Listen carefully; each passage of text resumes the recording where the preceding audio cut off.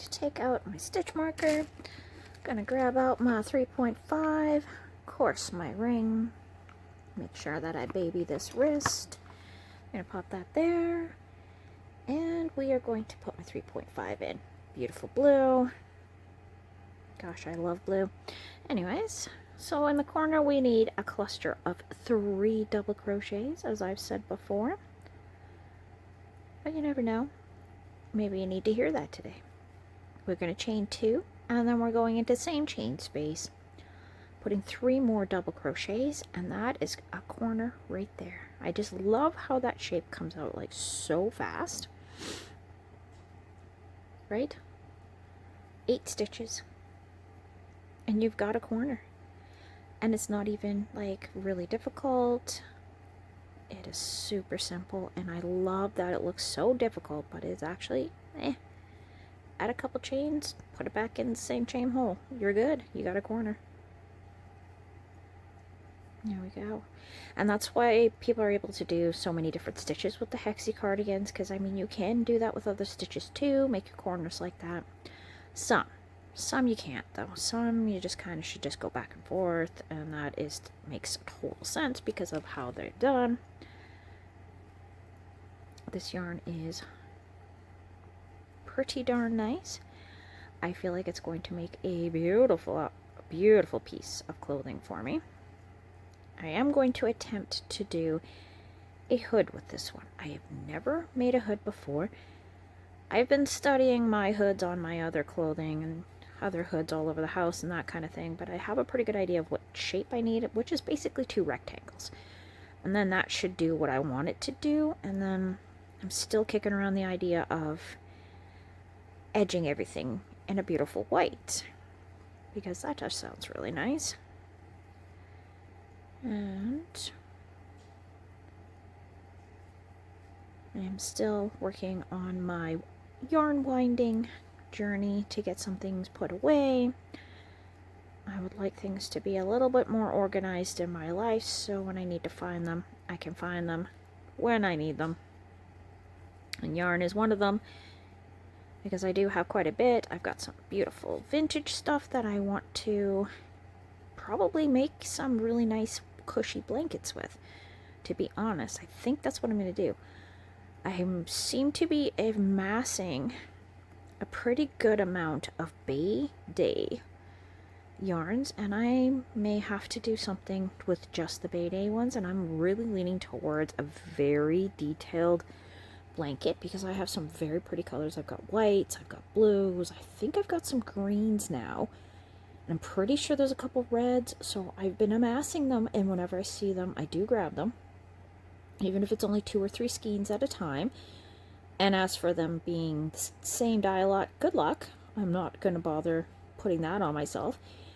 It's going to be more of a scrappy yarn one, but I don't think I'm going to do a...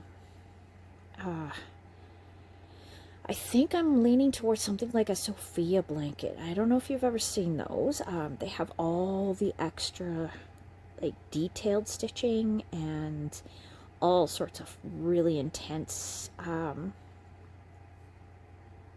stitching, it looks like.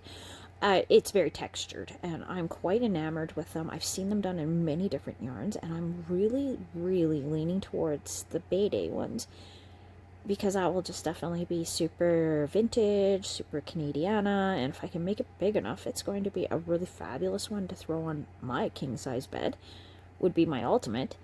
I don't know if I have enough.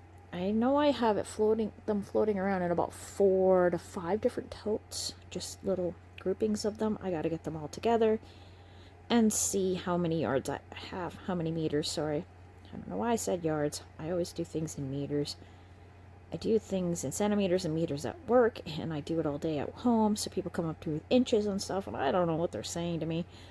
I've always leaned towards centimeters and meters. So when I do say something that's around the inches and yards and stuff, it's pretty unusual. I will just say that. It's not my usual go-to for measurements. I do girl measurements, which I absolutely think is hilarious. When you like take your arm and you use it to measure, like, oh, this guy is about the long as my forearm. Must be 30 centimeters. That's roughly what it is. I think this one is 31 centimeters long because I wanted the big guy. Like right now, my little ball of yarn looks really small, but if it were in skein form, it fits really nicely, and it fits all my giant yarn cakes. I really do think it would fit my big ones. But, I mean, I got one right next to me. Let's find out. No. My big black is sticking way out. But it would probably work. In a pinch. Oh, sorry, gotta catch my breath. That's the fun part about this lingering bit of cold. Apparently, according to some things I've seen online, it doesn't mean that I'm still sick. It just actually means that this is leftover from the infection that was the sickness, just raiding my body and wearing it down. And my sinuses are still a bit iffy, and I'm still struggling with the breathing and my chest feeling really full. I'm still coughing up quite a bit of phlegm, but it's clearing out and getting a lot better, so that is a good sign. And my energy's coming back. It has just been a time, just a not fun time, that's for sure.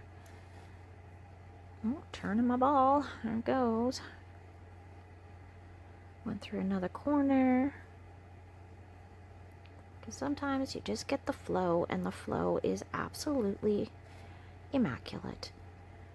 I mean, this is just a nice little flow going. It is just smooth sailing. I almost skipped a chain hole. I'd find that later, and I'd be really mad at myself because I'd have to go back. And by mad at myself, I'd be just more like, oh, good job. Time to backtrack. That's what I mean when I say really mad at myself. I don't get mad at myself for that kind of thing. It is what it is. I'm learning. And there's going to be times where it doesn't work the way I want it to, or I'm going to make a mistake. I'm going to skip a stitch, and I'm not going to make myself cry over it or hurt myself mentally, like with my mean words to myself, because, yeah, sometimes saying mean stuff to yourself just isn't great. And sometimes it's kind of funny as a joke. I mean, what are you going to do?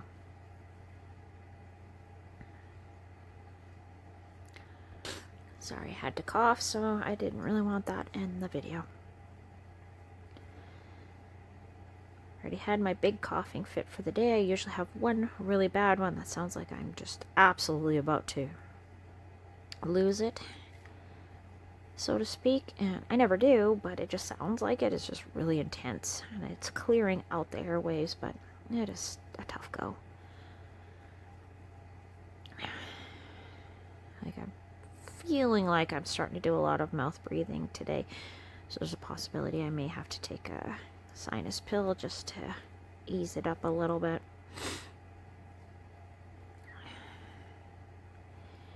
But I haven't been taking medicine for a few days now. Just been kind of doing my thing. But today's starting to feel like I'm getting a little bit cloudy mentally, which tells me my sinuses are feeling things today, and I really need to clean up in my house a lot more because I have been so sick. It has just been bare minimums, and yeah, I'm way behind. I really need to dust the fan in my living room. It's getting real bad. But anyway, not important. Just the things I randomly think about is my to-do list. Because if I start thinking about other things, I'll start getting into deep, dark things, and I don't want to. I'm not having a dark day. I'm having a nice day. My crochet is just slaying. It's going nice and easy. I'm feeling it right now. It's not fighting me. Because, you know, sometimes it does. Sometimes our crochet just is like, nah, this isn't happening for you today. That is no fun. I got some things I want to do. Got some online shopping to do. Which is not something I do a lot. I really don't. But I have a couple things I'd like to get, namely metal shelves, a couple cases for the new phones that have come into my life recently. I've gotten a new phone, and my husband... Okay, they're not new. new to us phones. We don't buy phones at $1,000. We keep it under 300, under 400, depending on how new it is and what kind of shape it's in. We will buy used ones just simply because neither one of us want to spend that much on a phone. Yes, we love our phones. Yes, we use them all the time. Yes, they are definitely a well-used tool in our household. However, a phone that's like 2 or 3 years old, totally fine with it. A little bit behind the times, whatever. Who am I competing with? Nobody. Who am I trying to impress? Nobody. Is it better than what I had for the last 9 years? No, that phone did me really well. It just now has recently become obsolete, and some of the apps I want to use will not work on it. And that has only been in the last few months, and it's starting to get a bit sluggish, but it lasted me 9 years. I am not upset about that. And my new one, I do want to get a nice OtterBox for it. I want to get a blue, because my eyes are getting so bad that when I put down the black one that it's in, I can't find it. So I found one that's the same color as my headphones that I take with me everywhere. Like, these are not in great shape. They're not in bad shape, but they're definitely, you can tell they've been in my pocket a lot. But I like this blue. I can find this blue. So I'm getting the same blue. And also, it is one of my absolute favorite colors. I don't want pink. I don't want purple. I don't want shiny. I don't want glitter. A nice light blue so I can see it, because I've had a white case before. And oh my gosh, I got that thing so dirty so fast. So I'm hoping, along like with my earbuds, being that they have a lot of daily wear, because I wear them on my commute. I wear them around the house. Like, if I'm cleaning, there's a good chance I have somebody singing or talking in my ear, and it's usually only one at a time, but still, I do use them on a very regular basis, and they're always around. So I do know this blue holds up to just general daily wear. It's not going to be a problem. So I am definitely going to be getting that for my phone, because I've always trusted OtterBox, being that every phone we've ever had, we always put it in an OtterBox. And yeah, they stay. If it drops, I've never had one have an issue. So we've been very, very lucky. Okay, sorry, we did have one time an issue. The screen fell from pretty high up and landed screen down on a metal weight. Now that is an exception. That is nothing OtterBox could ever do. But if you just dropped it off a counter and it bounces off the corner, it's absolutely amazing. So I trust them, so the price of it is going to have to be worth it, so my phone, if it drops, will not be absolutely ruined and I'm out a couple $100. Definitely worth the maintenance, or sorry, what's the word I'm looking for? Just to be safe. I want to be safe. I don't want to be sorry. And I also don't like rebuying things right away. Like, it's going to be a couple years before I think about a new phone. Unless something crazy happens with this one, like it just completely goes haywire, or just doesn't turn on anymore all of a sudden. That has happened. I actually had a phone that did that once. It just randomly was working great. I went to bed one night, and then I went to go turn it on in the morning, and it never turned back on. Never. We tried new batteries, we tried everything. That phone never, ever worked again. To this day, do not know what happened to it. Meaning why it just did that. None of the other ones. Oh no, one other one did. That's right. It was a certain, I believe it was like an S3, like this super long ago. And I think we had 2 of them in the house, and both ended up just suddenly just not being able to turn on anymore. And we had extra batteries. We had everything. Battery packs, commuter packs, all sorts of stuff. And yeah, we could never get them to turn back on. Lucky for me, all the pictures I had on it had already gone onto my computer hard drive, so I was totally fine. Just, I guess I need a new phone. And yeah, always back your stuff up when you can. That is a good reminder. Personally, I don't keep my videos, but I do keep the pictures. I do keep all the pictures all my thumbnails, all the pictures I take, but the videos, they're on YouTube, and if I really want them, I can get them back. because you're allowed to re-download your own videos, of course. But I'm not too worried about it. They're online. I can see them when I need to. And if I don't want to, that's fine too. They're just little crochet videos. They're nothing to... They're not going to change much for the big world, but they are fun for me to do. And I enjoy this crochet time.